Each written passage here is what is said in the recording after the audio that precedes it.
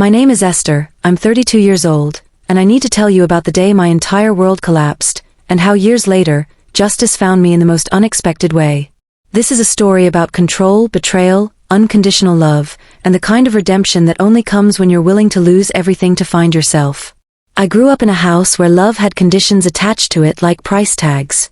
My parents didn't raise me, they molded me, shaped me, controlled me like a sculptor working with clay that had no say in what it would become. Every decision I made had to pass through their approval first, like customs at a border crossing. What I wore, where I went, who I spoke to, what I studied, what I ate, how I laughed when I could smile, nothing was ever truly mine. Every choice was filtered through their expectations, their rules, their vision of who I should be. For years, I accepted it because I thought that was what family meant. I thought their strictness was protection, their control was care, their demands were love in disguise. I told myself that all parents were like this, that I was lucky to have people who cared enough to guide every single step of my life. I convinced myself that the tightness in my chest was just anxiety, that the feeling of drowning was just my imagination, that the voice in my head screaming for freedom was just childish rebellion. But I was wrong. So terribly, painfully wrong. Growing up, I was the perfect daughter on paper. I got excellent grades because anything less would bring disappointment and lectures that lasted for hours. I dressed modestly because my mother believed that a woman's value was tied to her reputation. I never went to parties or had sleepovers because my father said the world was dangerous and full of bad influences. I didn't have close friends because my parents would interrogate me about every person I spoke to, analyzing their families, their backgrounds, their potential to corrupt me. By the time I was in my 20s, I had become a ghost of a person, existing but not really living, breathing but not really free. I studied accounting because my father said it was practical, even though I loved literature and psychology. I worked at my uncle's firm because my parents said family businesses were more trustworthy, even though the work bored me to tears. I wore my hair the way my mother preferred, ate dinner at exactly 6 o'clock because that was the family rule, and spent my evenings at home because good girls don't roam the streets. The only light in my childhood, the only person who ever made me feel seen, was my grandfather Vincent. He was my father's father, but he was nothing like my dad. Where my father was rigid, Grandpa Vincent was gentle. Where my parents saw rules, he saw possibilities. Where they tried to control, he tried to understand. Grandpa lived in the countryside, about 3 hours from our city home. His house was old and full of character, with creaky wooden floors, a garden overflowing with wildflowers, and a library that smelled like old books and pipe tobacco. Visiting him was like stepping into another world, a world where I could breathe, where I could ask questions without being shut down, where I could dream out loud without being told I was being unrealistic. He would sit with me in his garden, teaching me the names of plants, telling me stories about his youth, and most importantly, listening to me. Really listening. Not waiting for his turn to lecture or correct or guide, just listening with his whole heart. Esther, he told me once when I was about 15, there's a difference between protecting someone and imprisoning them. Your parents don't see it yet, but one day, you'll have to help them understand. I didn't know what he meant back then. I was still too scared, too well trained in obedience to even imagine standing up to my parents. But those words stayed with me, planted like seeds in my mind, waiting for the right conditions to grow. When I turned 29, my parents sat me down in our formal living room, the one we only used for important guests and serious family discussions. The room always made me nervous. It was where bad news was delivered, where punishments were announced, where my life was decided without my input. My mother poured tea with that practiced smile she wore for appearances, her movements precise and controlled. My father cleared his throat in that way he always did before making announcements, like a king preparing to address his subjects. I sat on the edge of the sofa, my hands folded in my lap, my heart already starting to race because I knew something was coming. Something big. Esther, my father began, his voice firm and final, carrying that tone that meant the decision had already been made and I was just being informed. We found someone for you. A good man. His name is Richard Harrington. He's 35, owns 3 businesses, a logistics company, a real estate firm, and a chain of pharmacies. He comes from a respectable family. His father is a retired judge. His mother is a professor. The family has agreed to the union, and we've discussed the terms. The wedding will be in 6 months. I stared at them, my mind struggling to process what I'd just heard. Marriage. Wedding. 6 months. All of it decided, planned, arranged without anyone asking me what I wanted, how I felt, if I was ready, if I even wanted to get married at all. Wait, I said, my voice small and uncertain. I don't understand. I've never met him.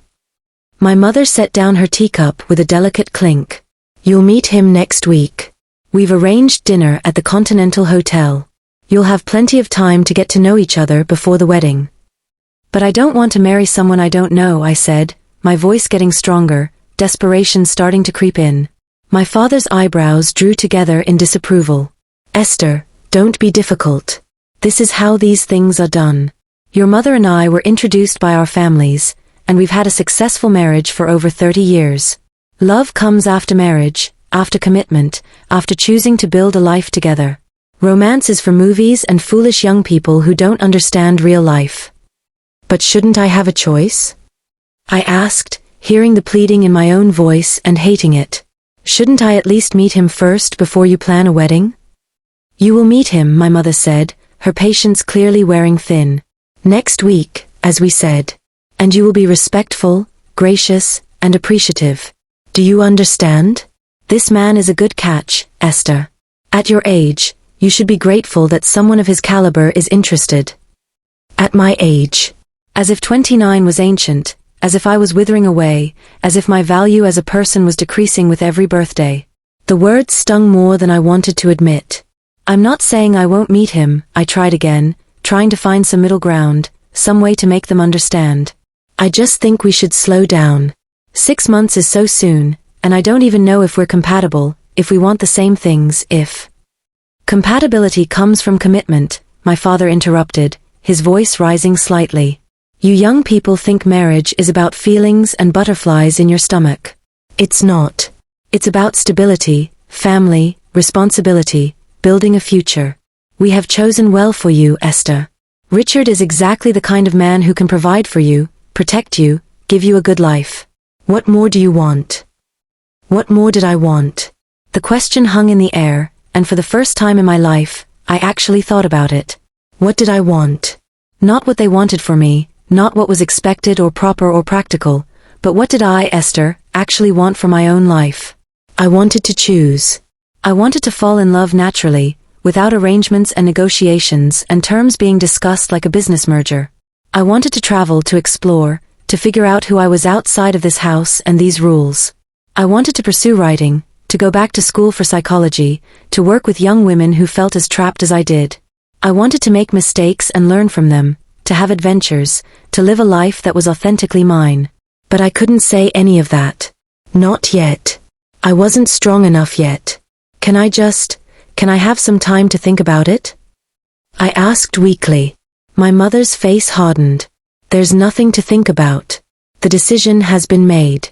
You will meet Richard next week, you will be pleasant and charming, and you will accept this blessing that God has brought to our family. This discussion is over. But it wasn't over for me. Not even close. That night, I lay in my bed staring at the ceiling, feeling like the walls were closing in on me. My entire life had been leading to this moment, the moment when I would finally be handed off from my father's control to my husband's control, like a baton in a relay race. I would never be my own person. I would never make my own choices. I would never be free. Unless I chose freedom. The thought terrified me. It also thrilled me. It felt dangerous and reckless and absolutely necessary. Over the next week, I met Richard Harrington 3 times. He was exactly what my parents had described, successful, polished, well-spoken, from a good family. He was also boring, condescending, and completely uninterested in anything I had to say. Our conversations were interviews, not connections. He asked about my cooking skills, my thoughts on family planning, my willingness to relocate if his businesses required it. He never asked about my dreams, my fears, what made me laugh, what kept me up at night. On our 3rd meeting, he reached across the table and took my hand. I think we'll make a good match, Esther. You're respectful, well-mannered, and from what your parents tell me, you'll make an excellent wife and mother. I'm prepared to move forward with the wedding plans. He was prepared. As if I wasn't even part of the equation. As if my feelings, my desires, my very personhood was just a formality to be acknowledged before the real decisions were made by the men in my life. That night, I made my decision. I waited until my parents were in the living room, enjoying their after-dinner tea and watching the evening news. I walked in, my heart pounding so hard I thought I might pass out, my hands shaking, my mouth dry. "Mom, Dad," I said, my voice barely steady, "I need to tell you something."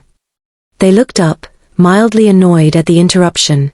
"I can't marry Richard," I said, the words tumbling out before I could stop them. "I'm sorry, but I don't love him. I don't even like him. I can't spend the rest of my life with someone I don't connect with, someone who doesn't see me as a real person. I just can't."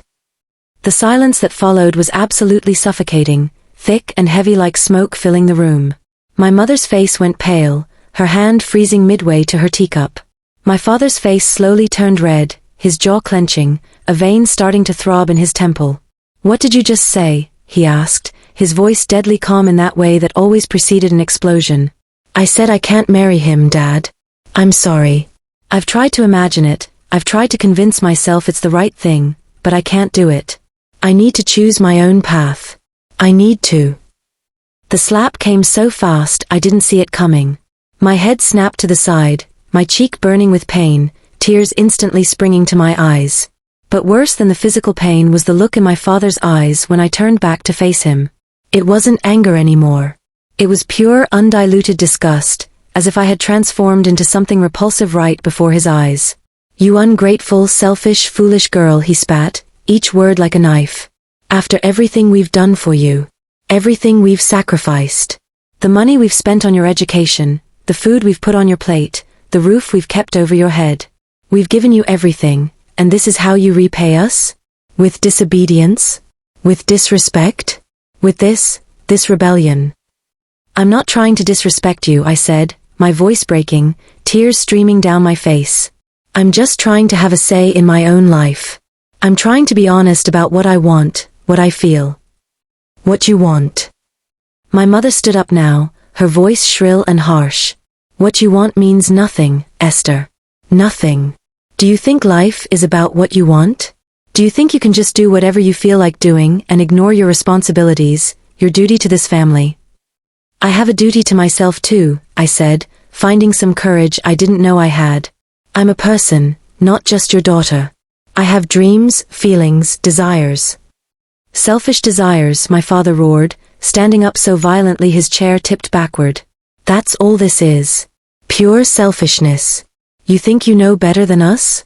You think your feelings are more important than family honor, than tradition, than everything we've built." "I think my life should be mine to live," I said, my voice getting stronger even as my body shook. "I think I should be able to choose who I marry, how I live, what I do with my future. That doesn't make me selfish. That makes me human." My father's face twisted with rage. "Human? You want to talk about being human? Humans live in communities. Humans respect their elders. Humans understand duty and honor and obligation. What you're talking about is Western nonsense, this ridiculous idea that individual happiness matters more than family, more than society, more than everything that holds civilization together."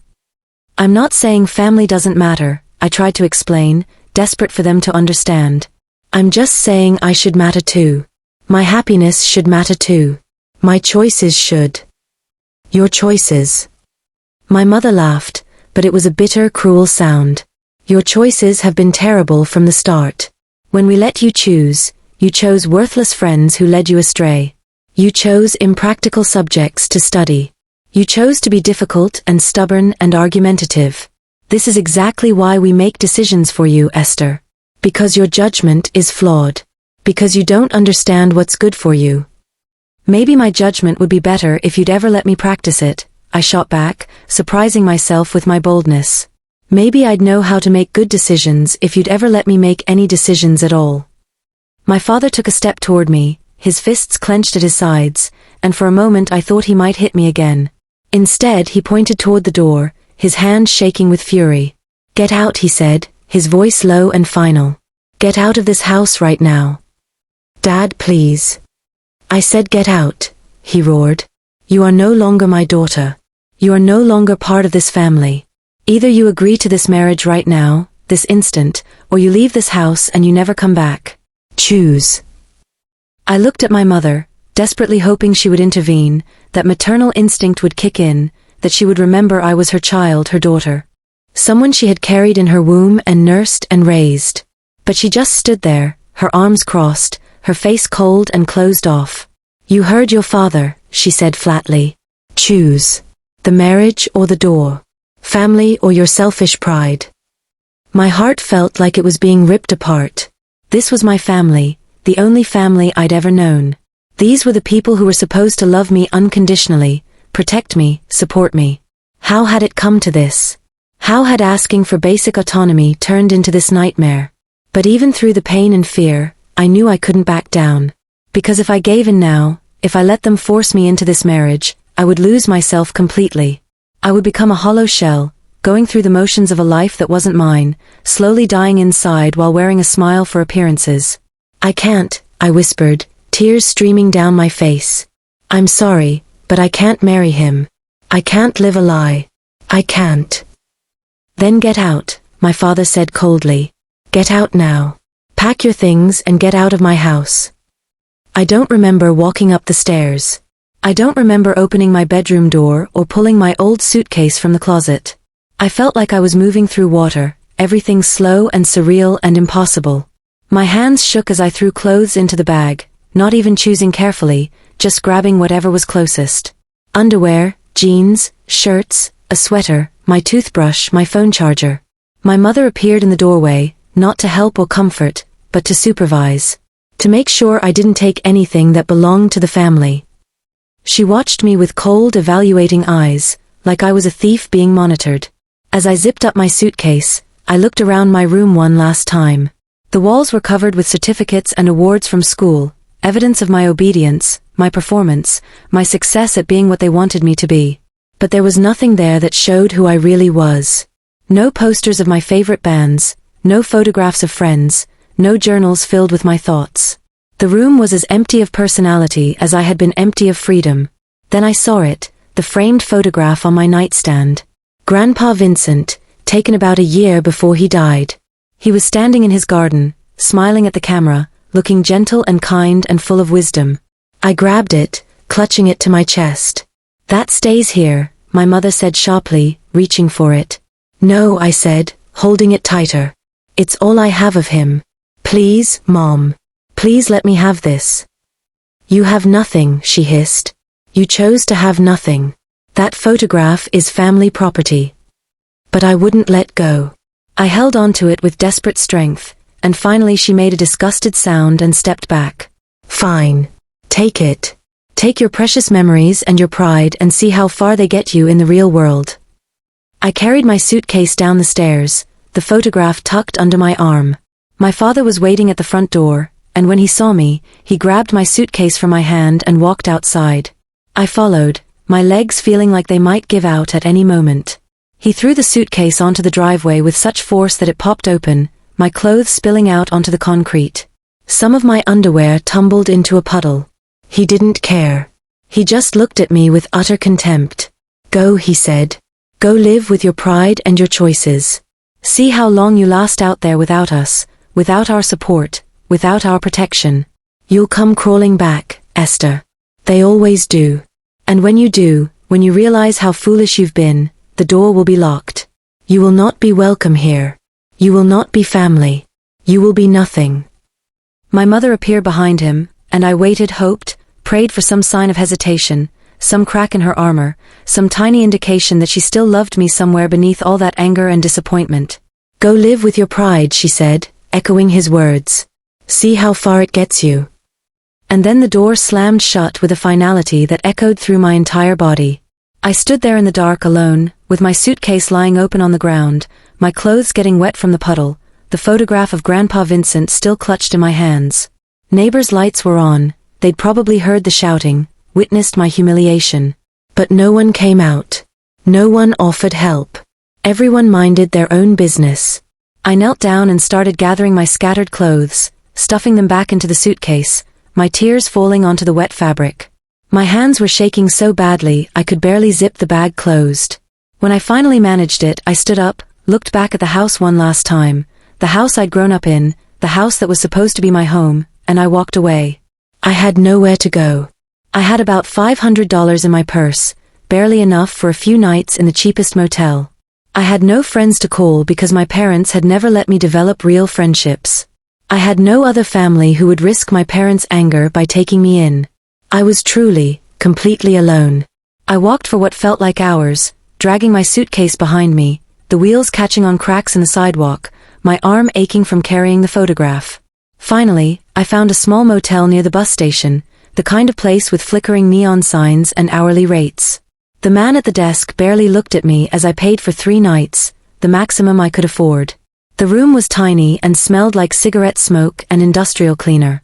The sheets were thin, the mattress lumpy, the walls so thin I could hear everything from the neighboring rooms, television, arguments, intimate sounds. There was a water stain on the ceiling that looked like a map of some country I'd never visit. I set the photograph of Grandpa Vincent on the nightstand, the only familiar thing in this strange, frightening new reality. Then I lay down on that hard bed, still fully dressed, and I cried. I cried until I couldn't breathe, until my throat was raw, until there were no more tears left. But somewhere in the middle of that breakdown, I also felt something else. Something small but persistent, like a seed pushing through concrete. It was freedom. Terrifying, overwhelming, impossible freedom. For the first time in my entire life, nobody was telling me what to do, when to sleep, what to think, how to be. I was completely alone, and that was horrible. But I was also completely mine, and that was extraordinary. The next morning, I woke up with swollen eyes and a pounding headache. Reality crashed over me in waves. I had no home.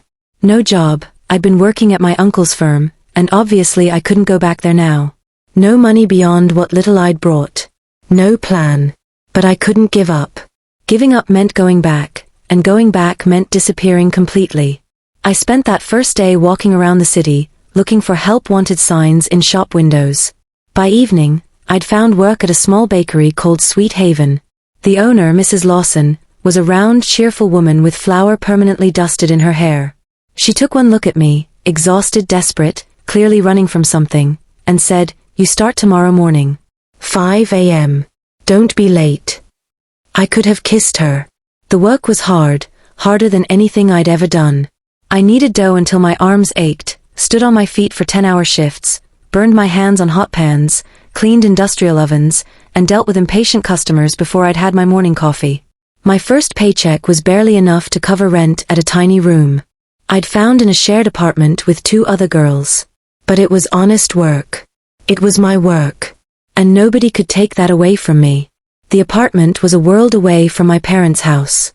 The building was old, with peeling paint and a broken elevator. My room was barely big enough for a single bed, a small desk, and a narrow wardrobe. The bathroom was shared with 5 other people, and the hot water only worked in the mornings if you were lucky. The walls were so thin I could hear my roommates' conversations, their phone calls, their late-night crying. One of my roommates was a girl named Joy, about my age, who worked as a waitress at a restaurant downtown. The other was Sophia, a nursing student who studied while working night shifts at a private hospital. They were kind to me in a casual, no-questions-asked way that I desperately needed. They showed me how to use the communal kitchen, which shops had the cheapest groceries, which bus routes were safest at night. Slowly, painfully, I started to build a life. I learned to budget every penny, stretching my small salary to cover rent, food, and transportation. Some days, I skipped meals to save for textbooks, or walked miles to avoid bus fares. The exhaustion was constant, a bone-deep weariness from working long hours and studying late into the night.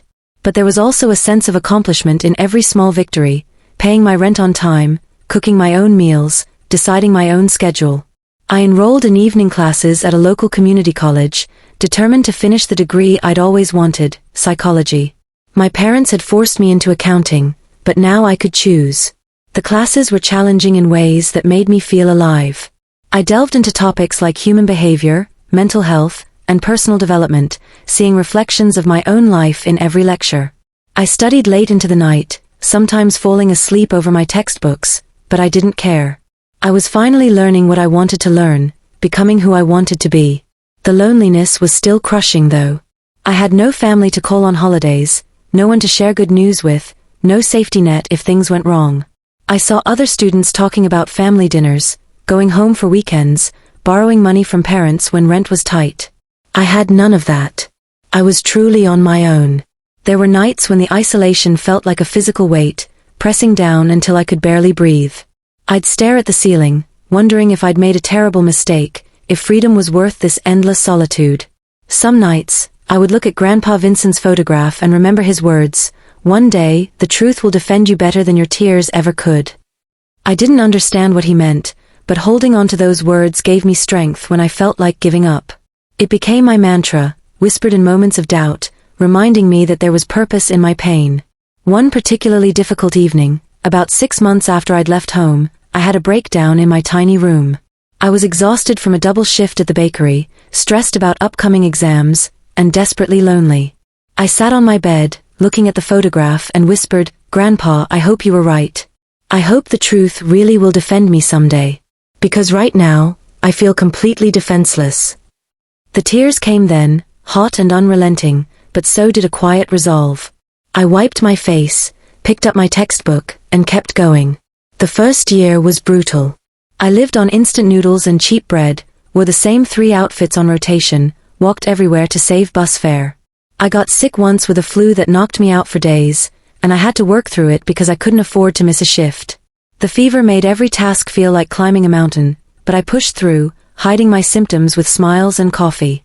I watched other people my age going to parties, traveling, enjoying their youth, while I was just trying to survive. There were moments when I almost called home, almost begged for forgiveness, but pride, and the knowledge that going back meant losing myself, kept me from dialing. But I also discovered things about myself that I'd never known. I was strong, stronger than I'd ever imagined. I was resourceful, figuring out how to fix a leaky faucet with online tutorials or negotiate lower rent with my landlord. I could solve problems, make decisions, handle crises. All those years of being controlled hadn't destroyed me, they'd just hidden who I really was. With each small independence, buying my first piece of furniture, a second-hand desk, or cooking a meal from scratch, I felt myself growing, expanding into the space I'd never been allowed to occupy. By the second year, things started to improve. I got promoted to assistant manager at the bakery, which came with a small raise and more responsibility. I was excelling in my psychology classes, and one of my professors recommended me for a part-time research assistant position at the university. It didn't pay much, but it looked good on my resume and gave me valuable experience. I spent hours compiling data on mental health studies, learning about trauma and resilience, concepts that mirrored my own journey. I even started making friends, real friends who liked me for who I was, not because our parents approved of each other. There was Jennifer, a fellow psychology student who was as passionate about mental health advocacy as I was becoming. We'd stay up late discussing case studies, sharing our own stories of overcoming obstacles. There was David, a kind, quiet guy from my research methods class who always made me laugh with his dry humor. And there was Olivia, who worked at the cafe across from the bakery and would sneak me free coffee on hard mornings, her bright smile a reminder that kindness existed in unexpected places. These relationships were tentative at first. I was still guarded, still afraid of vulnerability after years of conditional love. But over time, they deepened. Jennifer invited me to her family's holiday dinner when I had nowhere to go, and for the first time in years, I felt the warmth of belonging. David helped me move into a slightly better apartment, cracking jokes to lighten the load. Olivia became my confidant, listening without judgment as I slowly opened up about my past. Building these connections taught me that family wasn't just blood, it was the people who chose you, flaws and all. I was building a life. It wasn't the life my parents had planned for me, but it was mine, and that made it beautiful. There were still hard days, bills that stretched my budget to breaking, moments of doubt when I wondered if I'd ever fully heal, but the good moments outweighed them. I started journaling, pouring out my thoughts onto paper, which evolved into short stories about resilience and freedom. Writing became my therapy, a way to process the past and envision the future. 3 years after I left home, I finished my bachelor's degree in psychology. Walking across that graduation stage was surreal. I clutched my diploma like it was made of gold, tears streaming down my face as the crowd applauded. Mrs. Lawson from the bakery came to the ceremony, beaming like a proud aunt.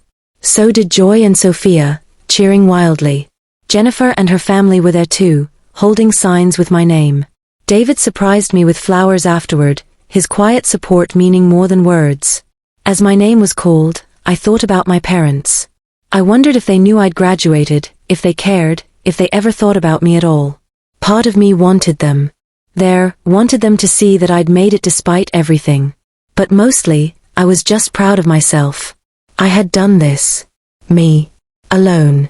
The ceremony was followed by a small celebration at a local park, where we picnicked and toasted to new beginnings.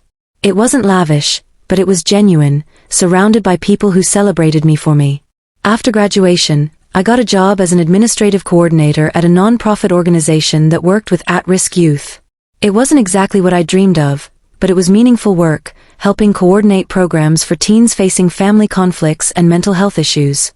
The pay allowed me to move into my own studio apartment, nothing fancy, with creaky floors and a view of a brick wall, but it was all mine.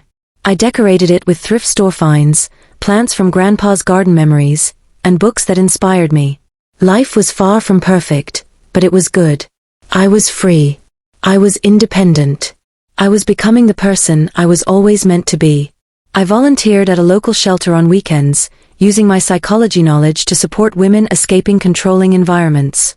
It felt like paying forward the strength I'd found, and each interaction reinforced my own growth. And then, 3 years and 4 months after that terrible night when my parents threw me out, everything changed again. I came home from work on a Wednesday afternoon to find a thick envelope waiting for me in my mailbox. It was from a law firm, Henderson and Associates. The envelope was expensive looking, made of heavy cream-colored paper with the firm's logo embossed in gold. My hands shook as I opened it. Inside was a formal letter on law firm letterhead. Dear Miss Esther Sinclair, my name is Mr. James Harrison, senior partner at Henderson and Associates. I am writing to inform you that your late grandfather, Mr. Vincent Sinclair, left specific instructions regarding his estate that concern you directly. This matter has recently come to our attention through circumstances specified in Mr. Sinclair's estate planning documents. Please contact our office at your earliest convenience to discuss a matter of significant legal and financial importance. I understand this communication may come as a surprise given the time that has passed since your grandfather's death, but I assure you this is a legitimate matter requiring your immediate attention. You may reach me directly at the number below. I am available to meet with you this week at your convenience. Respectfully, James Harrison, ESQ. Senior Partner, Henderson and Associates. I read the letter 3 times, my heart pounding. Grandpa Vincent had died almost 10 years ago. I had been only 22, still living at home, still under my parents' control. They had handled everything, the funeral, the will, the distribution of his properties. I hadn't even been allowed to attend his burial because I'd been too emotional, according to my mother. How could there still be something that concerned me? And why was I only hearing about it now?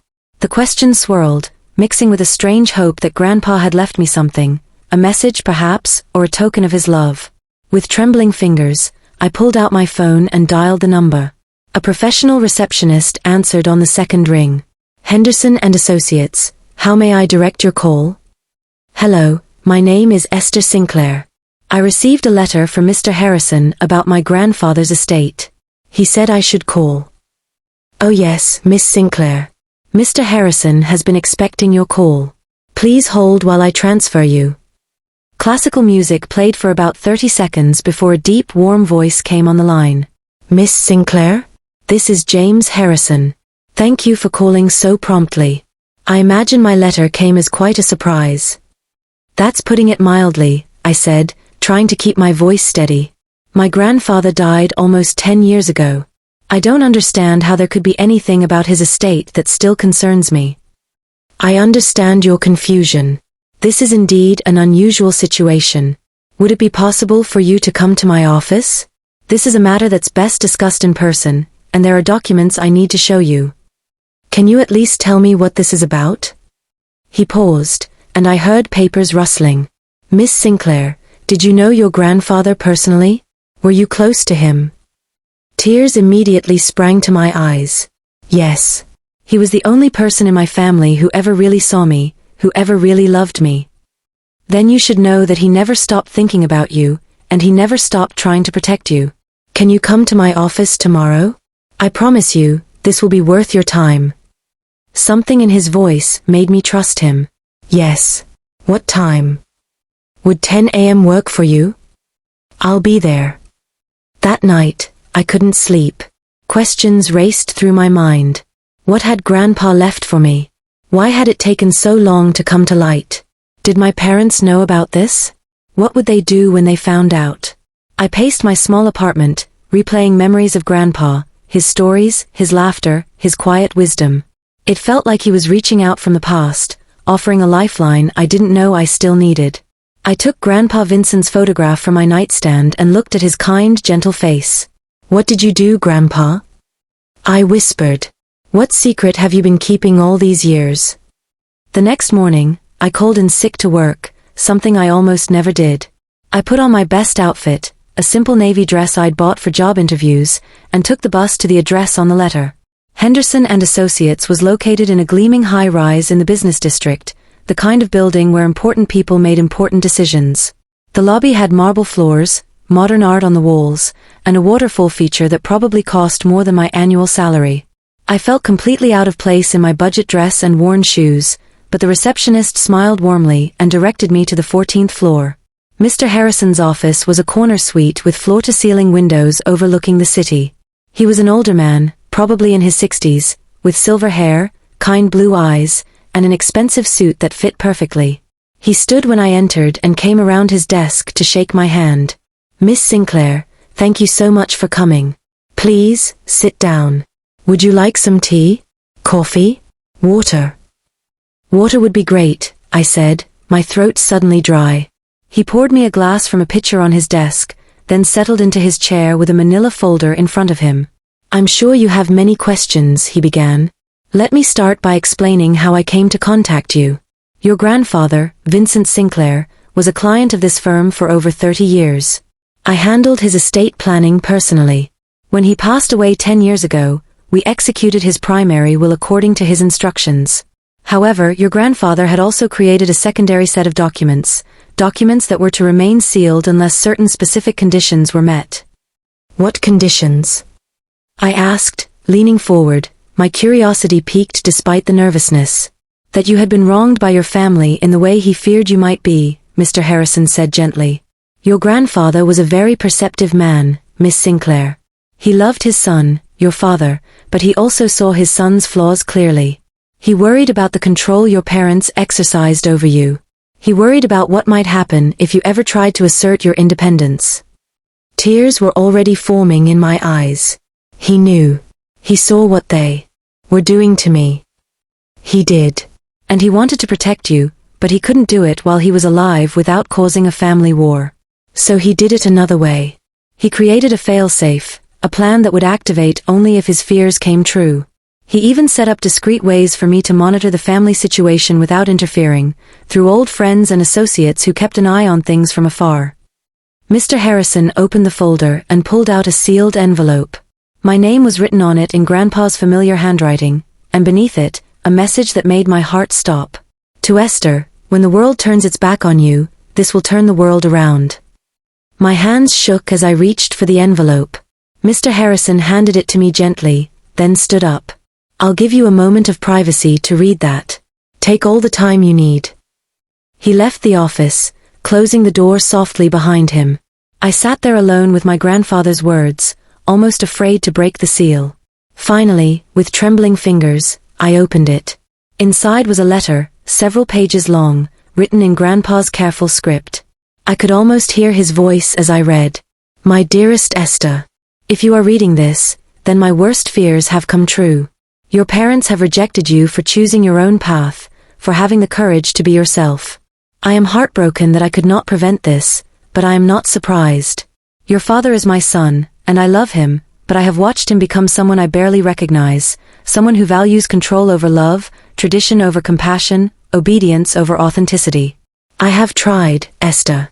God knows I have tried to talk sense into him, to help him see that you are a treasure, not a possession. But some people are too proud, too rigid, too afraid of what others might think to listen to wisdom. Your father inherited many things from me, but sadly, he also inherited the stubbornness of our family line, without inheriting the wisdom to know when to bend. Your mother, I believe, is a woman who has spent so long performing the role of the perfect wife that she has forgotten who she was before she put on that mask. She enforces the same prison on you that she built for herself, believing that if she had to sacrifice her dreams and identity, then you must too. This is not love, my dear. This is pain trying to replicate itself. But you are different. I have always seen it in you. That spark of independence, that hunger for authenticity, that courage that lies dormant beneath years of conditioning. I have watched you bite your tongue when you wanted to speak. I have seen you shrink yourself to fit into their narrow expectations. And I have prayed that one day, you would find the strength to choose yourself, even if it cost you everything. If you are reading this, you have made that choice. And I am so proud of you, even though I am not there to tell you in person. Now, let me tell you what I have done. When I created my official will, the one that was read to your family after my death, I divided my estate the way your father expected. I gave him the properties, the investments, the inheritance he felt entitled to. I did this to keep peace while I was alive, to avoid confrontation, to maintain family harmony.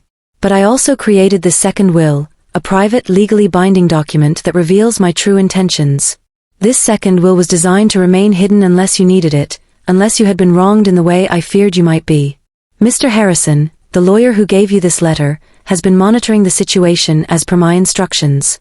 He has a network of contacts, and when word reached him 3 years ago that you had been disowned by your family, he began the legal process of preparing this second will for revelation. These matters take time, my dear, investigations, documentation, legal filings, but the wheels of justice, though slow, are thorough. Here is the truth, Esther. I never intended for your parents to have everything. They received only what I had to give them to maintain appearances.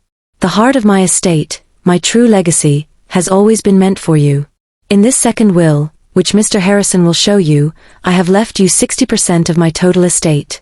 This includes my farmland property of 200 acres, the land my father gave to me and his father gave to him. It is prime agricultural land, currently valued at over $3 million. Your father knows its worth, which is why he claimed it immediately after my death. 2 houses, my countryside home where you spent so many happy summers with me, and a property in the city center that I purchased as an investment but never told your father about. Major shares in 3 companies, Apex Agricultural Holdings, Sinclair Import-Export, and United Bank. These shares generate significant dividends annually. A savings account, held in trust, containing approximately $1.2 million. This money has been accumulating interest for years, waiting for you. The remaining 40% will stay with your parents, along with the smaller properties I already gave them in the first will. They will not be destitute, but they will learn that actions have consequences. I have also prepared something else for you, something that goes beyond money and property. I have recorded video testimonies explaining my reasoning.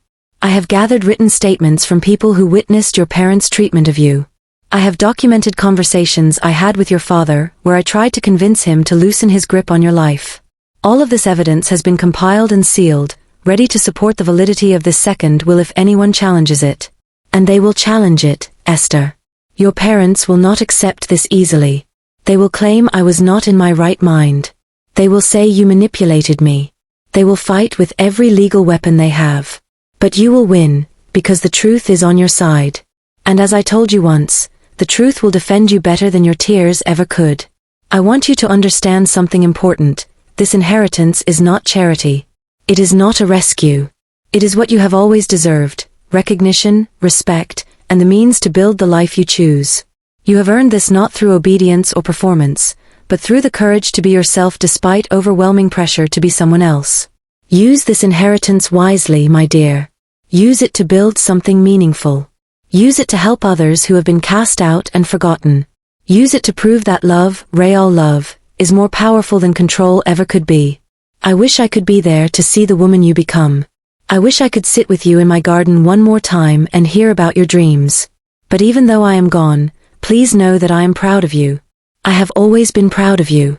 And I will always love you, not for what you do or who you marry or how well you obey, but simply for being you. Stand tall, my darling girl. The world may have turned its back on you, but I am turning the world around for you. With all my love, your Grandpa Vincent.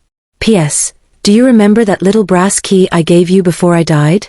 I told you it opened something more valuable than gold. Go to First National Bank and ask for safety deposit box 847. The key fits. Inside, you will find the original notarized copy of this will, along with other documents that will help your case.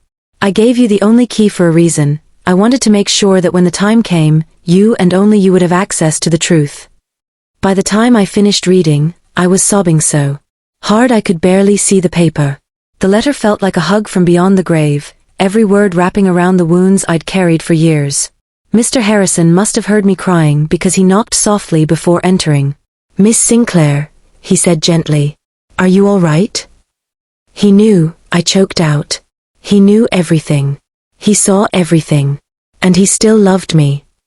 "He did more than love you," Mr. Harrison said, sitting down across from me. "He protected you. Your grandfather was one of the most thoughtful clients I've ever had. He planned for every possibility, considered every angle. He even made me promise that if you needed money before this will could be executed, I was authorized to give you loans from a private fund he set up. But according to my sources, you never asked for help. You survived on your own." "I didn't know there was anyone to ask," I said, wiping my eyes with the tissue he offered. "Which is exactly what your grandfather predicted. He said you would be too proud and too independent to seek help, just like him." Mr. Harrison smiled warmly, his eyes crinkling at the corners. "He would be so proud of what you've accomplished on your own, Miss Sinclair. But now it's time to claim what is rightfully yours." He opened his folder and pulled out a thick legal document. "This is your grandfather's second will. It has been notarized, witnessed, and legally filed. I have the original copy in our vault, but there's also a copy in the safety deposit box your grandfather mentioned. Do you still have the key he gave you?" I nodded, reaching into my purse. I had kept that little brass key with me for 10 years, carrying it from place to place, never fully understanding its significance but unable to throw it away. It was on a simple chain, and I wore it around my neck like a talisman. "Then we have everything we need," Mr. Harrison said. "With your permission, I would like to file this will with the probate court immediately. Your parents will be notified that there is a challenge to the previous estate distribution. They will have the opportunity to contest it, which they almost certainly will do. But I am confident we will prevail." "How long will it take?" I asked, my mind racing with the implications. These proceedings typically take several months, sometimes up to a year depending on how hard they fight. But in the meantime, I can arrange for you to have access to a portion of the trust fund your grandfather set up. Consider it an advance on your inheritance, enough to ensure you're comfortable while the legal proceedings unfold. I shook my head firmly. "No. I don't want any money until this is completely settled. I've survived this long on my own. I can wait a little longer. I don't want them to be able to claim I was motivated by greed." Mr. Harrison looked at me with something like admiration. "You are exactly the person your grandfather believed you to be. Very well. We'll proceed with the filing, and I'll keep you updated on every development. But Miss Sinclair, I must warn you, this will get ugly. Your parents will not take this well. They may try to contact you, to intimidate you, to convince you to drop the claim. They may spread rumors, turn other family members against you. Are you prepared for that?" I thought about the last 3 years. The loneliness that had nearly broken me, the struggle that had forged me, the nights I'd gone to bed hungry, the times I'd been so exhausted I'd cried myself to sleep. I thought about every condescending word my parents had said, every time they'd made me feel small and worthless and wrong. Those memories fueled a quiet fire inside me. "I'm prepared," I said firmly. "I've already lost them. There's nothing more they can take from me. But there's something they need to give back, not just property and money, but acknowledgement. Acknowledgement that they were wrong. That what they did to me was cruel. That I deserved better." "Then let's get started," Mr. Harrison said, extending his hand. "Welcome to the fight for justice, Miss Sinclair. I think we're going to win." Over the next 2 weeks, Mr. Harrison and his team prepared the case with meticulous detail. They gathered additional affidavits from Grandpa's old friends who had witnessed his concerns about my parents. I went to the bank with my key and opened the safety deposit box. Inside, just as Grandpa had promised, was the original will, along with 3 video testimonies he'd recorded, letters he'd written documenting his concerns about my parents' treatment of me, and even photographs he'd taken of me over the years, photographs where my unhappiness was visible if you knew to look for it. There were also personal mementos, a pressed flower from his garden, a note from one of our conversations, reminders of the bond we'd shared. Watching Grandpa's video testimonies was both healing and heartbreaking. In one, he spoke directly to the camera, directly to me. Esther, if you're watching this, I'm gone, and you've been hurt. I want you to know that none of this is your fault. You are not too difficult, too stubborn, too selfish, or any of the other things I'm sure they've called you. You are brave. You are authentic. You are free. And you deserve to live a life that reflects that truth. This inheritance I'm leaving you is not about money, it's about validation. It's about someone who loves you saying, you were right. You were always right. Your instincts, your desires, your need for autonomy, all of it was right and good and worthy of respect. Don't let anyone convince you otherwise. Not your parents, not society, not the voice of doubt in your own head. You are enough, exactly as you are. I watched that video at least 20 times, letting his words sink into the wounded places inside me, letting them heal scars I'd been carrying for years. Each viewing brought new layers of understanding, new tears, and new strength. It was as if Grandpa was sitting beside me, offering the guidance I'd missed so much. Finally, Mr. Harrison filed the second will with the court. The legal notification was sent to my parents' address, informing them that there was a challenge to the previous estate distribution and that a hearing had been scheduled. According to Mr. Harrison's assistant, who handled the delivery, my father had opened the door, read the first page, and gone completely white. My mother had apparently started screaming in the background. They'd slammed the door in the assistant's face, but the legal papers had been delivered, so the process was officially underway. 3 days later, my phone rang from an unknown number. Against my better judgment, I answered. Esther. It was my father's voice, tight with barely controlled rage. What the hell do you think you're doing? Hello, Dad, I said, my voice calmer than I felt, though my heart raced. I'm claiming what Grandpa left for me. That money is ours. Those properties are ours. Your grandfather left everything to us, and now you're trying to steal it with fake documents and lies. The documents aren't fake. Grandpa made 2 wills, and you benefited from the first one for 10 years. Now it's time for the truth to come out. This is about revenge, isn't it? He spat. You want to punish us for trying to guide you, for trying to protect you from your own poor decisions. This isn't about revenge, I said quietly, steadying myself by gripping the table. This is about justice. This is about honoring Grandpa's real wishes, not the ones he felt forced to present to keep peace with you. I have to go now, Dad. My lawyer has advised me not to have direct contact with you during the proceedings. If you want to discuss this, you can speak to Mr. Harrison. Esther, wait. But I hung up. My hands were shaking, but I also felt strangely empowered. I had stood up to him. I had held my ground. And the sky hadn't fallen. For the first time, I saw my father not as an unassailable authority, but as a man afraid of losing control. My mother tried next, calling from her own number. Her approach was different. Tears, pleading, guilt. Esther, please, you're killing me. You're destroying our family. After everything we've done for you, how can you do this to us? Mom, Grandpa wanted me to have this inheritance. It's not about what you did or didn't do for me. It's about respecting his wishes. But we're your parents. We raised you. We sacrificed for you. And then you threw me out like garbage when I didn't obey. You didn't even tell me when Grandpa died. You erased me from the family. And now you want to talk about family loyalty. We made a mistake, she sobbed. We were angry. We didn't mean it. Can't you forgive us? I'm not trying to hurt you, Mom. I'm just trying to claim what's mine. What Grandpa wanted me to have. If you go through with this, you'll have no family left. No one will speak to you. You'll be completely alone.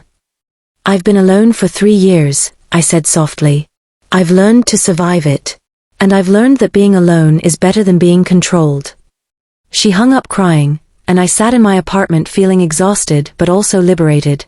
They had tried to manipulate me with anger and with guilt, and I had held firm. I was stronger than I'd ever known. In the days that followed, I leaned on my friends for support. Jennifer listened over coffee, David sent encouraging texts, Olivia brought comfort food. Their presence reminded me that I wasn't truly alone anymore. The months leading up to the court hearing were tense. My parents hired an expensive legal team, 3 lawyers whose job was to discredit the second will and discredit me. They filed motion after motion, demanding psychiatric evaluations of Grandpa Vincent's mental state before his death, questioning the validity of the signatures, claiming Mr. Harrison had coerced an old man for financial gain. Each filing felt like a personal attack, dredging up old wounds, but Mr. Harrison countered every one with calm precision. But Mr. Harrison had prepared for all of it. He had medical records proving Grandpa was sharp and healthy when he created the second will. He had video evidence showing Grandpa's clear mental state. He had multiple witnesses who could testify to Grandpa's intentions. The preparation meetings were exhaustive, going over strategies, potential questions, and how to maintain composure under pressure. My parents also tried to paint me as a manipulative gold digger who had taken advantage of an elderly man's affection. But Mr. Harrison countered with the timeline, showing that Grandpa had created the second will months before I'd even been disowned, proving he'd anticipated the situation rather than responding to my manipulation. He even had emails from Grandpa discussing his plans, time-stamped and authenticated. Finally, after 6 months of legal maneuvering, the court date arrived. I wore a simple black dress and minimal makeup.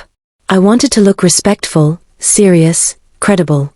Mr. Harrison met me outside the courthouse, looking confident in his perfectly tailored suit. "Ready?" he asked, placing a reassuring hand on my shoulder. "As ready as I'll ever be," I replied, taking a deep breath to steady my nerves. The courtroom was smaller than I'd expected, more intimate. My parents sat on one side with their team of lawyers. They looked older than I remembered. My father's hair had more gray, my mother's face had more lines. When I walked in, my father's jaw tightened and he looked away. My mother stared at me with wounded eyes, like I was the one who had betrayed her. Other family members had also come, my uncle who had given me a job years ago, some cousins, my grandmother on my mother's side. They all sat on my parents' side of the courtroom, their presence making their loyalties clear. I was alone except for Mr. Harrison and his associate, but I drew strength from Grandpa's letter, tucked in my purse like a talisman. The judge was an older woman named Justice Patricia Donovan, with sharp eyes and a reputation for being fair but firm. She reviewed the documents in front of her, then looked up at both parties. "This is a complex case involving a challenge to a previously executed will," she began. "Both sides have presented substantial evidence, and I have reviewed all materials thoroughly. Before we hear arguments, I want to make something clear. This court's only concern is determining the true intentions of the deceased. Personal family conflicts, while relevant for context, are secondary to the legal question of what Mr. Vincent Sinclair actually wanted." She looked at my parents' lawyers. "Counselor, please present your case." Their lead lawyer, a sharp-faced man named Mr. Reynolds, stood up. "Your Honor, this case is about a young woman who, feeling entitled to her grandfather's estate, has fabricated evidence to support a false will. The original will was properly executed, properly witnessed, and has been the accepted estate distribution for 10 years. Now suddenly, a convenient second will appears, created by a lawyer who stands to profit from the resulting legal fees. This is fraud pure and simple, and we ask the court to dismiss this claim and uphold the original will." He spoke for 20 minutes, painting me as greedy, manipulative, and vindictive. He suggested I had somehow convinced Grandpa to create the second will, or worse, that Mr. Harrison had fabricated it entirely. He brought up my estrangement from my family as evidence of my difficult personality, suggesting that if my own parents had to disown me, I must have deserved it. His words stung, twisting my story into something ugly, but I kept my face neutral, my hands folded in my lap, focusing on my breathing as Mr. Harrison had advised.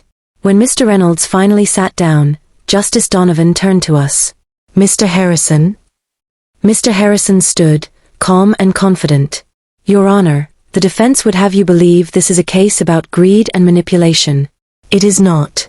This is a case about a father who understood his son's flaws and wanted to protect his granddaughter from them. A father who had the foresight and wisdom to create a failsafe that would only activate if his worst fears came true." He walked to the evidence table and picked up a tablet. "I would like to show the court 3 video testimonies recorded by Mr. Vincent Sinclair 6 months before his death. These videos clearly demonstrate his mental capacity, his reasoning, and his true intentions." Justice Donovan nodded. "Proceed." The first video played on the large screen at the front of the courtroom. There was Grandpa Vincent, sitting in his study, looking directly at the camera. My name is Vincent Sinclair. Today is March 15th, 2015. I am 78 years old, and I am of sound mind and body. I am making this recording to explain why I have created 2 wills, one public and one private. He went on to explain everything, in his own words, his voice clear and strong. He talked about watching his son become controlling and rigid. He talked about witnessing my mother's enforcement of impossible standards. He talked about me, how he saw my spirit being crushed, my individuality being erased, my future being decided without my input. He described specific incidents, like overhearing arguments or seeing my subdued demeanor during family visits. I do not make these choices lightly, Grandpa said in the video. I love my son. But I love the truth more. And the truth is that Esther deserves better than what she has been given. If she finds the courage to choose herself, even at the cost of family approval, then she deserves to be rewarded for that courage, not punished for it. This inheritance is her reward. This is my way of saying, I see you. I believe in you. You were right to choose freedom. As the video played, I watched my parents' faces.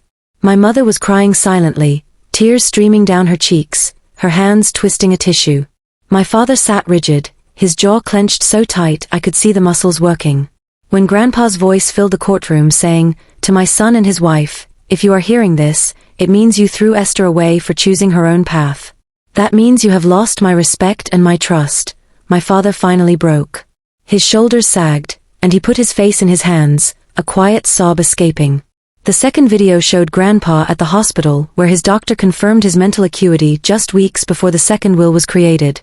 The third video showed the actual signing of the will, with 3 witnesses present, all of whom testified that Grandpa was clear-minded, deliberate, and firm in his intentions. The room was tense, the weight of Grandpa's words hanging over everyone. When the videos finished, the courtroom was completely silent, broken only by my mother's muffled cries. Mr. Harrison then presented the other evidence, the letters, the photographs, the witness testimonies. He brought in Grandpa's doctor, who testified that Vincent Sinclair had been mentally sharp until the very end, detailing medical exams and cognitive tests. He brought in the bank manager who had helped Grandpa set up the safety deposit box and could verify the timeline, explaining how Grandpa had insisted on privacy. He even brought in Mrs. Lawson from the bakery, who testified about my character and how hard I'd worked to survive on my own, describing my dedication and kindness to customers despite my struggles. The evidence was overwhelming, undeniable, impossible to refute. Each piece built on the last, creating an airtight case that left no room for doubt. Finally, Mr. Harrison addressed the court directly. Your Honor, the defense wants to make this about Miss Sinclair's character. But this case is not about her. It is about Vincent Sinclair's right to distribute his estate according to his true wishes. Those wishes are clear, documented, and legally sound. The second will is valid. It should be honored.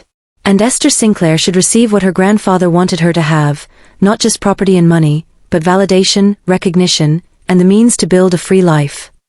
When he sat down, Justice Donovan took a long moment to review her notes. Then she looked at both sides. I'm going to ask the plaintiffs if they would like to make a personal statement before I render my decision. Mr. and Mrs. Sinclair, would either of you like to address the court? My father stood slowly. He looked at me for the first time since the hearing had started, and I saw something in his eyes I'd never seen before, defeat maybe or regret. Your Honor, he said, his voice rough, I don't know what to say. That video, hearing my father say those things, it's like being judged from beyond the grave.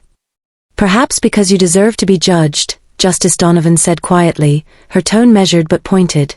Mr. Sinclair, I am a judge, but I am also a mother. And I am having difficulty understanding how any parent could throw their child out for refusing an arranged marriage. We were trying to protect her, he said weakly, his voice cracking. From what? From making her own choices? From being an adult? He had no answer, his head bowing under the weight of the question. Justice Donovan turned to me. Miss Sinclair, would you like to say anything? I stood up, my legs shaking slightly, but my voice steady. Your Honor, I just want to say that this isn't about revenge. I don't hate my parents. I'm not trying to destroy them. I'm just trying to honor my grandfather's wishes and claim what he wanted me to have. He saw me when no one else did. He loved me when I felt completely unlovable. And he protected me even after he was gone. That's what real love looks like. Not control. Not conditions. Just love. I sat back down, and Justice Donovan nodded slowly, her expression thoughtful. "I've heard enough," she said. "I am ready to render my decision." The courtroom held its breath, the tension palpable. After careful review of all evidence presented, including the video testimonies of the deceased, the witness statements, the medical records, and the documented timeline, I find that the second will of Vincent Sinclair is legitimate, legally binding, and represents his true intentions. The evidence clearly shows that Mr. Sinclair was of sound mind when he created this document, that he did so willingly and without coercion, and that he specifically designed it to activate under the circumstances that have indeed occurred. My mother gasped audibly. My father's head dropped further. Furthermore, Justice Donovan continued, I find the circumstances surrounding Miss Sinclair's disownment to be relevant context. Mr. Vincent Sinclair correctly predicted that his son and daughter-in-law would punish their daughter for asserting her autonomy. He created the second will specifically to protect her from that punishment. His foresight was, sadly, accurate. She looked directly at my parents. Mr. and Mrs. Sinclair, your father-in-law and father has spoken clearly, even from beyond death. He wanted his granddaughter to have 60% of his estate. That is his right as the owner of that estate. Your feelings about it are irrelevant. She picked up her gavel. Therefore, I rule in favor of the plaintiff. The second will of Vincent Sinclair is hereby recognized as valid and enforceable. The estate shall be redistributed according to the terms specified therein, 60% to Esther Sinclair, with the remaining 40% distributed according to the original will. Furthermore, all properties, shares, and accounts that were incorrectly distributed shall be returned or their value compensated within 90 days. The gavel came down with a sharp crack that echoed through the courtroom. It was over. I had won. Mr. Harrison squeezed my shoulder as my parents' lawyers began frantically whispering to each other. My parents just sat there, looking shell-shocked, as if they couldn't quite believe what had just happened. I felt a mix of relief, vindication, and unexpected sadness, for what our family could have been, for the years lost to pride and control. As we prepared to leave, my mother suddenly stood up and rushed toward me. Esther, please, she said, grabbing my arm, her eyes desperate. Please, we need to talk. We need to fix this. I gently removed her hand. There's nothing to fix, Mom. The court has made its decision. But we're your parents, she sobbed. You can't just take everything and walk away. I'm not taking everything. You're keeping 40%. And I'm not walking away. You pushed me away 3 years ago, remember? I'm just finally landing on my feet. My father approached, and for once, he didn't look angry. He just looked old and tired and defeated. What do you want from us, Esther? He asked quietly. I thought about it for a long moment, searching for the words. I wanted you to love me for who I am. I wanted you to be proud of me. I wanted you to see me as a person, not a project or a possession. But you couldn't do that. So now, I don't want anything from you. I'm going to live my life, honor Grandpa's legacy, and move forward. You're welcome to be part of that life, but only if you can accept me as I am. No more control. No more conditions. Just acceptance. And if we can't do that, my mother whispered, her voice trembling. Then I'll be sad, I said honestly. But I'll also be free. And I choose freedom. I walked out of the courtroom with Mr. Harrison, leaving my parents standing there with the wreckage of their expectations scattered around them. Outside, the sun was shining, and for the first time in years, I felt truly light, unburdened by the past. Over the next 3 months, the estate was redistributed according to Grandpa's wishes. I inherited the farmland, which I immediately leased to a cooperative of young farmers, creating jobs and opportunities in the rural community where Grandpa had lived. The lease agreements included training programs, ensuring sustainable practices that honored his love for the land. I inherited his countryside home, and I moved in, finally having space to breathe, to think, to heal. The garden was overgrown, but I spent weekends restoring it, planting the flowers he taught me about, turning it into a sanctuary. I inherited the shares and the savings account, giving me financial security I'd never imagined possible. With the dividends, I set up a scholarship fund for psychology students from disadvantaged backgrounds, expanding Grandpa's legacy of support. But more than the money or property, I inherited validation. Proof that someone had seen my worth, believed in my potential, and loved me without conditions. It was a profound shift, allowing me to release lingering self-doubt. My parents tried several more times to reach out. They sent letters filled with apologies and excuses, sometimes laced with subtle attempts to regain control. They showed up at my house unannounced, begging for forgiveness, for a second chance, for me to be reasonable, and give back some of what I'd inherited. One visit turned tense when my father suggested how I should manage the farmland, but I stood firm. Each time, I told them the same thing: I forgive you for what you did. But forgiveness doesn't mean going back to how things were. It means accepting what happened and moving forward. If you want to be part of my life, you need to accept who I am. Not who you wanted me to be. Not some modified version that makes you comfortable. Just me as I am. They couldn't do it. Or wouldn't. They kept trying to give advice, make suggestions, guide my decisions. They couldn't see me as an adult capable of managing my own life. They still saw me as their property, their project, their disappointment. It hurt, but I protected my peace, maintaining polite but distant contact. So I maintained distance. I was polite but firm. I took care of my own life, made my own decisions, and refused to feel guilty for it. With the security of the inheritance, I quit my administrative job and focused on expanding my volunteer work into something bigger. About a year after the court case, I started the Vincent Sinclair Foundation. We provide housing, education support, job training, and counseling for young women who have been disowned, abandoned, or cast out by their families for asserting their autonomy. The foundation began small, in a rented building with a handful of staff, but it grew as I poured my energy, and part of the inheritance, into it. We helped girls find safe places to stay, connected them with therapists to process trauma, and offered courses in life skills, from financial literacy to career development. The foundation became my life's work, my purpose, my way of turning my pain into something beautiful. Every girl who came through our doors heard Grandpa's message: you are not defined by the people who rejected you. You are defined by the courage it took to choose yourself. I shared my story in group sessions, watching their eyes light up with recognition, knowing I was giving them what Grandpa had given me: hope. We grew quickly. Within 2 years, we were helping over 100 women annually, partnering with local colleges for scholarships and businesses for internships. Within 5 years, we had 3 houses providing temporary shelter and a network of mentors, therapists, and job placement specialists. Success stories poured in: a girl who became a lawyer advocating for women's rights, another who started her own business, each one a testament to resilience. Some of the girls came from situations remarkably similar to mine: controlling parents, forced marriages, impossible expectations. Others came from worse circumstances: abuse, trafficking, exploitation.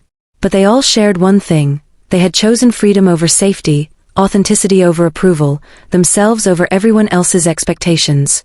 And they were all incredibly brave. Working with them was rewarding but challenging. Their stories triggered my own memories, but helping them heal helped me heal too. Working with these girls helped me understand my own story better. I saw my younger self in their faces: the fear, the doubt, the guilt, the desperate hope that maybe they'd made the right choice. And I got to tell them what I needed to hear at their age: you did. You absolutely did. Choosing yourself is never wrong. Those conversations often ended in tears and hugs, forging bonds that felt like family. My parents heard about the foundation, of course. News traveled in our community. About 3 years after the court case, my mother showed up at the foundation's main office. I was in a meeting with our board of directors, discussing expansion plans, when my assistant knocked and said, "Esther, your mother is here. She says she needs to speak with you." The board members looked at me questioningly. They all knew my story. It was impossible to run a foundation for disowned daughters without sharing why the cause was personal. "It's okay," I said. "I'll talk to her. Let's take a 15-minute break." I found my mother in the reception area, looking around at the walls covered with photos of the girls we'd helped, the mission statement painted in large letters, the donation board thanking our supporters. She seemed smaller, more fragile than I remembered. "Hi, Mom," I said quietly. She turned, and I saw that she'd been crying. "Esther, this place, it's incredible. What you've built here. I had no idea. Did you come here to tell me that, or is there something else? She sat down heavily in one of the waiting room chairs. Your father is sick. Cancer. Stage 3. The doctors say he has maybe a year, possibly less. My heart clenched despite everything. I'm sorry to hear that. He wants to see you. He needs to talk to you before. She couldn't finish the sentence, her voice breaking. I sat down beside her. Mom, I don't know if that's a good idea. Please, she begged. He's your father. Whatever happened between us, he's still your father. Don't you want to say goodbye? Did I? I wasn't sure. Part of me, the little girl who had desperately wanted her parents' love, wanted to run to him, to finally hear the words I'd always needed to hear. But the adult I'd become knew better than to expect what he couldn't give. The conflict tore at me, memories clashing with hard-won boundaries. I'll think about it, I said finally. Give me some time. She nodded, standing up. Before she left, she looked at me with something that might have been pride. Your grandfather would be so proud of you, she said softly. What you're doing here, helping these girls, it's beautiful. Thank you, I said. That means a lot. After she left, I sat in my office for a long time, thinking. The news stirred a whirlwind of emotions, pity, anger, unresolved grief. Finally, I called the one person whose advice I trusted most, Mr. Harrison, who had become not just my lawyer but a mentor and friend. Should I go see him? I asked, my voice uncertain. That depends, he said thoughtfully. What do you hope to get from it? I don't know. Closure, maybe? Or maybe I'm hoping he'll finally say he's sorry, that he was wrong, that he's proud of me. And if he doesn't? If he's still the same man he was 3 years ago? Then at least I'll know I tried. I'll know I gave him every chance. Then go, Mr. Harrison said gently. But go for yourself, not for him. Go so that years from now, you won't wonder what if. But don't expect miracles. People rarely change, especially not at the end. So I went.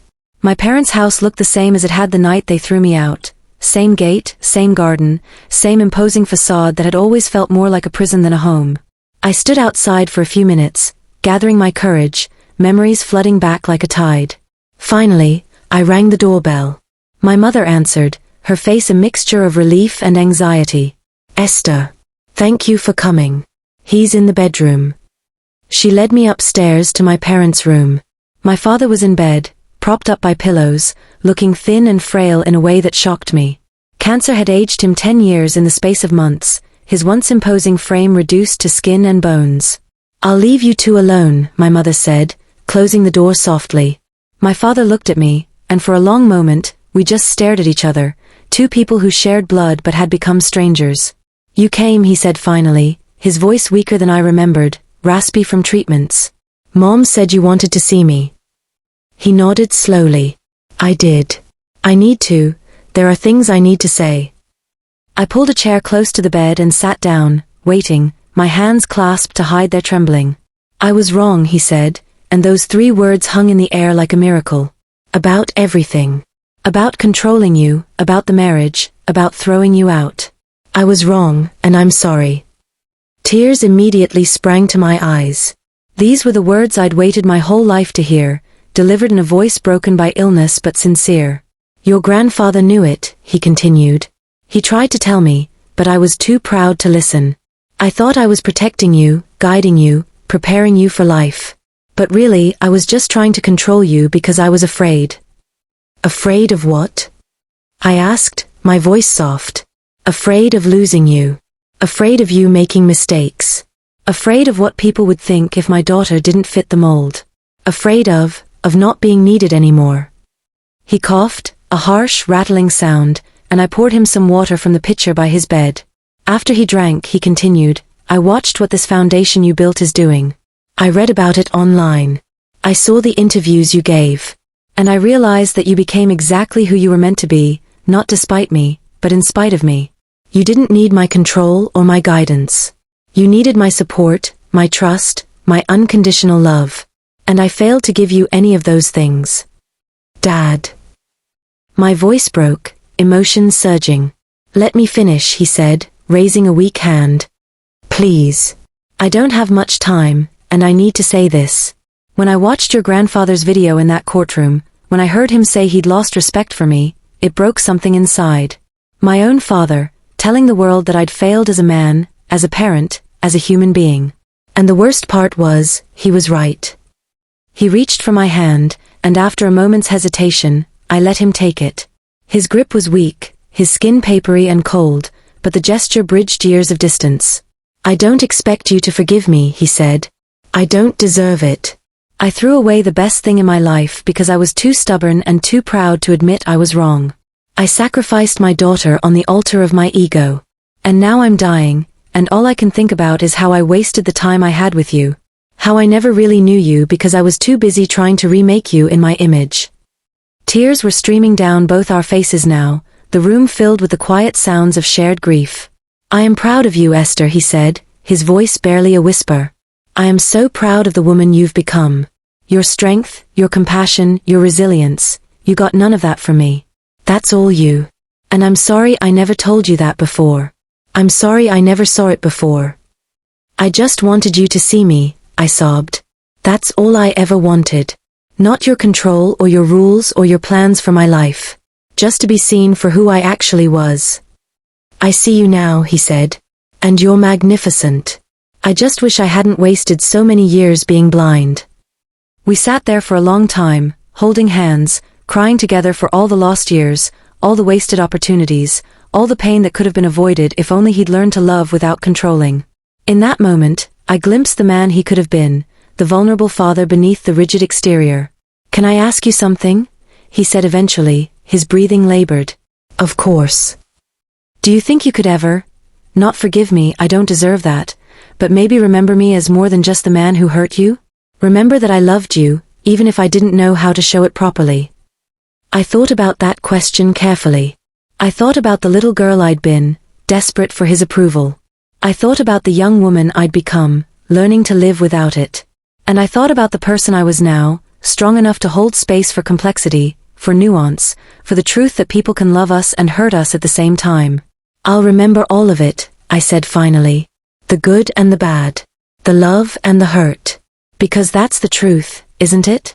You did love me in your way. You just didn't know how to love me in the way I needed. And I'll remember that you found the courage, at the end, to admit you were wrong. Not everyone can do that." "Thank you," he whispered. "That's more grace than I deserve." "Maybe," I said gently. "But Grandpa taught me that grace isn't about what people deserve. It's about who we choose to be." I visited my father 3 more times before he died. Each visit, we talked more honestly than we ever had before. He told me about his own childhood, his own controlling father, the pressure he'd felt to be perfect, to maintain the family image, to pass on the same rigid traditions that had been passed to him. He didn't make excuses, he took full responsibility for his choices, but he helped me understand where they came from. Stories of his youth, of dreams he'd abandoned for duty, painted a picture of a man trapped by his own upbringing. Understanding didn't erase the pain, but it did make it more bearable. It transformed him from a villain in my story into a flawed, broken person who had hurt me because he'd been hurt. Who had controlled me because he'd been controlled, who had loved me in the only way he knew how, even if it wasn't the way I needed. When he died, I was there, holding his hand. My mother was on the other side of the bed, and for the first time in years, we were something like a family again. Not the family we'd been before, that was gone forever. But something new, something built on truth instead of illusion, on acceptance instead of control. The moment was quiet, his passing peaceful, marked by a final sigh and the beeping of machines fading into silence. At the funeral, I gave the eulogy. I spoke honestly about our relationship, about the pain and the reconciliation, about his failings and his final courage, about the complicated truth that you can love someone and still need to protect yourself from them. My father was not a perfect man, I said, looking out at the gathered mourners, my voice steady despite the emotion. He was controlling, rigid, and often cruel in his certainty that he knew what was best for everyone around him. He hurt me deeply, and those scars will never fully heal. But in his final months, he did something that takes tremendous courage. He admitted he was wrong. He saw the person I'd become and allowed himself to be proud of me, even though I'd become that person by defying him. That takes strength. That takes humility. And I'm grateful he found both before the end. After the funeral, my mother and I sat in the garden where I'd once cried as a teenager, where Grandpa Vincent had found me and promised that truth would defend me. The air was crisp, the flowers blooming as if in defiance of our grief. "What happens now?" she asked. "Between us, I mean." I thought about it carefully, weighing the possibilities. "I don't know, Mom. I can't go back to being the daughter you wanted. That person never really existed, she was just a performance I was giving to survive. And I can't pretend that what happened didn't happen, that it didn't change me fundamentally." "I know," she said quietly. "I don't expect you to. I'm just hoping that maybe we could start over? Not as parent and child with all those old dynamics, but as two adults who share a history." "Maybe," I said. "But it has to be real, Mom. No more pretending, no more performance, no more trying to fit me into a box I don't belong in. If we're going to have a relationship, it has to be based on who I actually am, not who you wish I was." "I can try," she said. "I want to try. Your father's death made me realize how much time I've wasted being angry at you for being yourself. How much time I've lost with my only child because I couldn't accept that she was different from what I imagined." "Different doesn't mean wrong," I said gently. "I'm starting to understand that," she replied. "When I see what you've built with the foundation, when I see how many girls you've helped, when I see the woman you've become, I realize you were always going to be extraordinary. I just wish I'd celebrated that instead of fighting it." We didn't fix everything that day.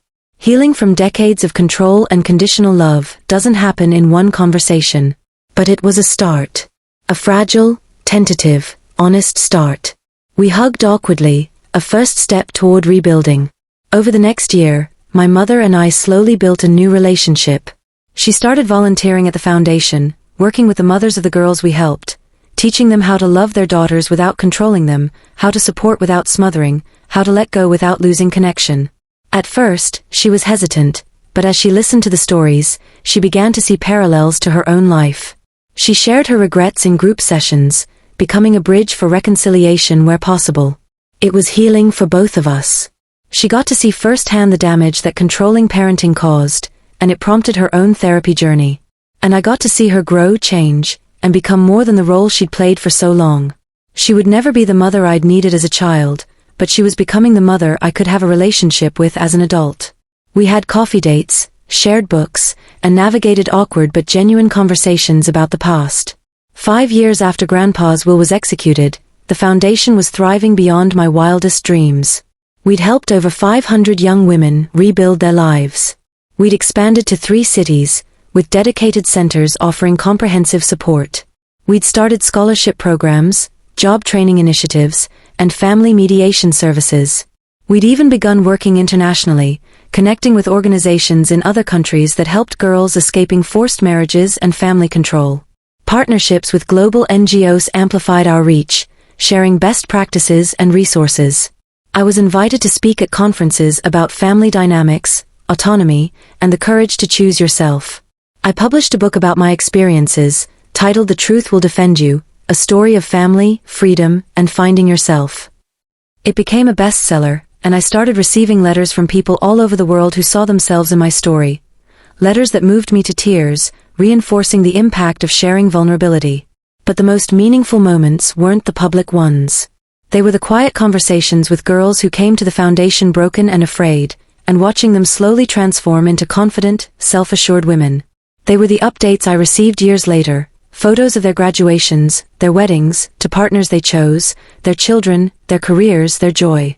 One girl, who arrived with nothing but bruises and determination, went on to become a therapist at our center, closing the circle of healing. Every success story reminded me of why Grandpa had protected me, why he'd fought for me even after death. He hadn't just given me money or property. He'd given me the means to multiply his love, to spread it to hundreds of girls who needed it as desperately as I had. His foresight had created a ripple effect, touching lives he never met. One morning, 10 years after that terrible night when my parents threw me out, I stood on the porch of Grandpa's house, my house now, and watched the sun rise over the farmland. The fields were being worked by the cooperative of young farmers I'd leased the land to, and I could see them already moving through the rows, beginning their day's work. The air smelled of earth and possibility, a far cry from the despair of that long-ago night. I reached up and touched the little brass key I still wore around my neck. That key had unlocked so much more than a safety deposit box. It had unlocked a future I never could have imagined for myself. It had unlocked freedom, purpose, and a life that was authentically mine. Wearing it was a daily reminder of Grandpa's faith in me. My phone buzzed with a text from my mother. "Coffee this weekend? I'd love to hear about the new house you're opening in the capital." I smiled and texted back, "Sunday at 10? Our relationship would never be perfect. There would always be scars, always be moments of tension when her old instincts to control surfaced. But there was also genuine effort, real growth, and something that resembled love, not the conditional, controlling love of my childhood, but something healthier, more respectful, more honest. We celebrated small milestones, like her first therapy breakthrough or my book's anniversary.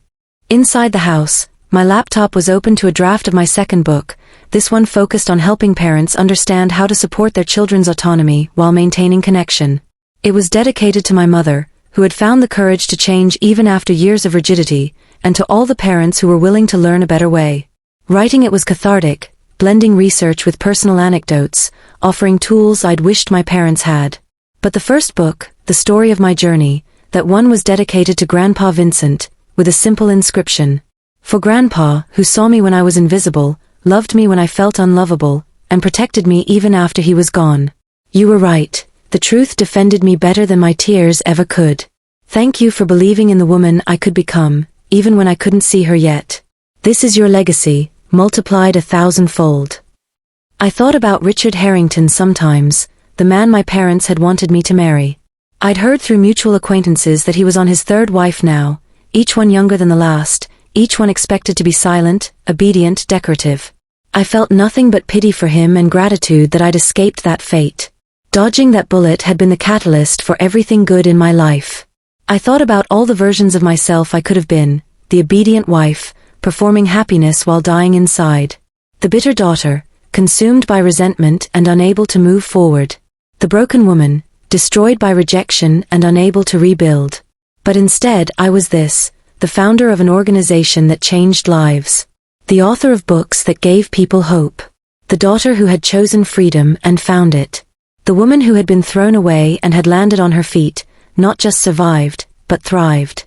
My days were filled with purpose, my nights with contentment. Every morning, I kept my promise to Grandpa. I would hold that little key and whisper, "Your promise came true, Grandpa." The truth really defended me. But now I added something new, and now I'm defending others with that same truth. Your love didn't stop with me, it multiplied. It spread. It grew into something bigger than either of us could have imagined. You saved me, and now I'm saving others. That's what real love does.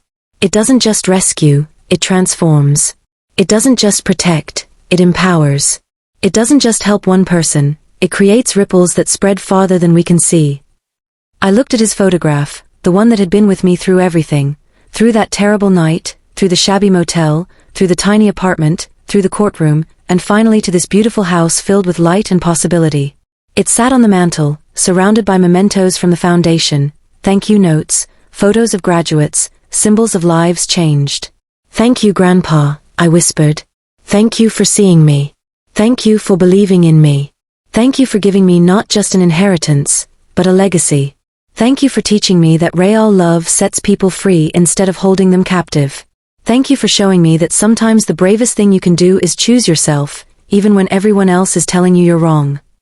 The sun fully cleared the horizon, bathing everything in golden light.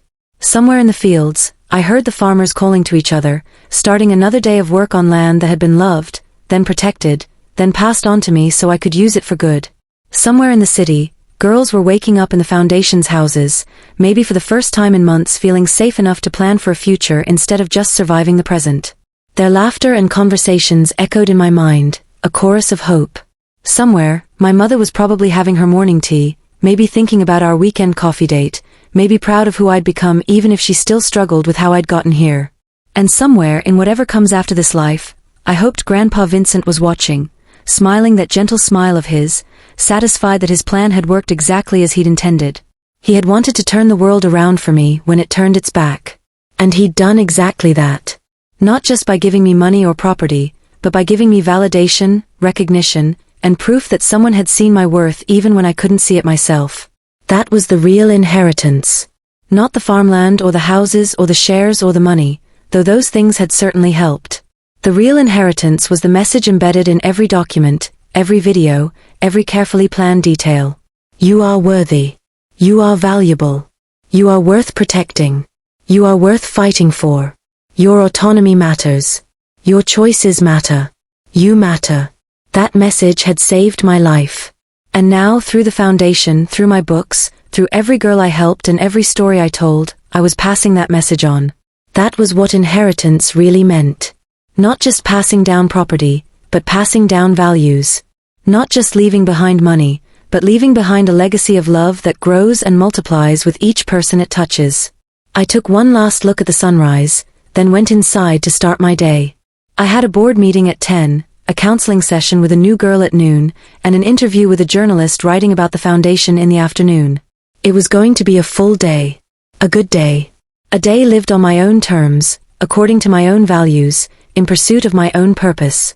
A day made possible because one man had loved me enough to protect me, even after death. A day that proved what Grandpa had always believed, that the truth in the end would defend me better than my tears ever could. And as I lived that day, and every day after it, I made sure to honor his memory not just with words, but with actions. Not just with gratitude, but with purpose. Not just by being free myself, but by helping others find freedom too. Because that's what real love does. It doesn't end with one person. It multiplies. It spreads. It transforms the world, one person at a time, one choice at a time, one brave act of self-determination at a time. My parents had tried to control me, to own me, to make me into someone I wasn't. They had thrown me away when I refused to comply. But Grandpa had done the opposite. He had seen me, accepted me, and empowered me. He had given me the tools to build my own life. He had trusted me to become whoever I was meant to be. And in doing so, he had given me the greatest gift anyone can give, not just love, but the freedom to be loved for exactly who you are. That was his legacy. That was my inheritance. And that was the gift I would spend the rest of my life passing on to others who desperately needed to hear the same message I had once needed to hear. You are not defined by the people who reject you. You are defined by the courage it takes to choose yourself.